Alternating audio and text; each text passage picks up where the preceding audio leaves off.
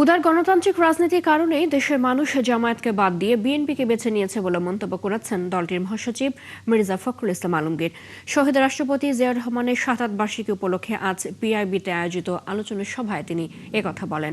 এ সময় তথ্যমন্ত্রী জহিরুদ্দিন স্বপন বলেন, দলের প্রতিষ্ঠাতা জিয়াউর রহমানের আদর্শেই তারেক রহমানের সরকার দেশ পরিচালনা করবে। মাহিলা ইসলামের রিপোর্ট। একটি গুরুত্বপূর্ণ অবস্থান তৈরি করে শহীদ রাষ্ট্রপতি জিয়াউর রহমানের ৪৫তম শাহাদাত বার্ষিকী উপলক্ষে প্রেস ইনস্টিটিউট বাংলাদেশ পিআইবির এই আলোচনা সভায় উঠে আসে তার স্বাধীন ও জোট নিরপেক্ষ কূটনীতির নানা দিক। এতে অংশ নিয়ে বিএনপি মহাসচিব মির্জা ফখরুল ইসলাম আলমগীর বলেন, কোনো আধিপত্যের কাছে নতি স্বীকার না করে নিজের পায়ে দাঁড়ানোই ছিল জিয়াউর রহমানের স্বপ্ন। ৭২ ঘন্টা ময়েশ্চার লক সমৃদ্ধ লিলি বডি ওয়াশ, শিয়া বাটারের গুডনেস স্কিন রিপেয়ার করে রাখে সফট ও গ্লোয়িং। মাননীয় প্রধানমন্ত্রী তিনি তার বিভিন্ন যে কর্মসূচিগুলো ঘোষণা করছেন, যে বক্তব্যগুলো রাখেন, যে কাজগুলো করছেন, তার মধ্যে দিয়ে আমরা সেই জিয়াউর রহমানের প্রতিচ্ছবিকে দেখতে পাই। আমরা বিশ্বাস করি যে তারেক রহমান সাহেব তার নেতৃত্বে বাংলাদেশকে সেদিকে এগিয়ে নিয়ে যেতে সক্ষম হবে। তার দাবি, উদার গণতান্ত্রিক রাজনৈতিক দর্শনের কারণেই এবারের নির্বাচনে জনগণ জামায়াতকে বাদ দিয়ে বিএনপিকেই বেছে নিয়েছে। মানুষ কিন্তু ভুল করলো না, মানুষকে ঠিকই তাদেরকে বাদ দিয়ে দিল, দিয়ে বিএনপিকে বেছে নিল। কেন?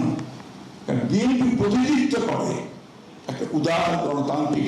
সভায় তথ্যমন্ত্রী জহিরুদ্দিন স্বপন বলেন, অর্থনৈতিক ও ভূ রাজনৈতিক স্বার্থ সংশ্লিষ্ট সব দেশের সঙ্গে বন্ধুত্বপূর্ণ সম্পর্ক বজায় রেখে এগিয়ে যেতে চায় বাংলাদেশ।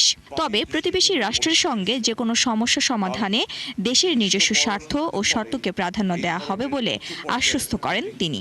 একটা নির্জোট এবং সকলকে নিয়ে এবং বহু বিপরীতমুখী শক্তিকেও যদি আমি একসঙ্গে ধরে রাখতে চাই, তাহলে আমার যে একটা শক্তিশালী মঞ্চ তৈরি করার ক্ষমতা লাগবে, সেই ক্ষমতার জন্য তো তাহলে আমার একটা স্বাধীন সক্রিয়তা লাগবে এবং সে কারণে আমাকে জানতে হবে ৫৬,০০০ বর্গমাইলের বাংলাদেশের যে বাঙালি আর ৫৬,০০০ বর্গমাইলের বাংলাদেশের বাইরের যে বাঙালি, দুই বাঙালির নিশ্চয়ই কোনো পার্থক্য আছে। এর আগে পিআইবি প্রাঙ্গণে ১৯৭৬ থেকে ১৯৮১ সাল পর্যন্ত বিভিন্ন পত্রিকায় প্রকাশিত শহীদ রাষ্ট্রপতি জিয়াউর রহমানের কর্মময় সময়ের প্রতিবেদন ও আলোকচিত্র নিয়ে আয়োজিত প্রদর্শনী ঘুরে দেখেন সরকারের প্রভাবশালী এই দুই মন্ত্রী। মাহিলা ইসলাম, ৭১, ঢাকা।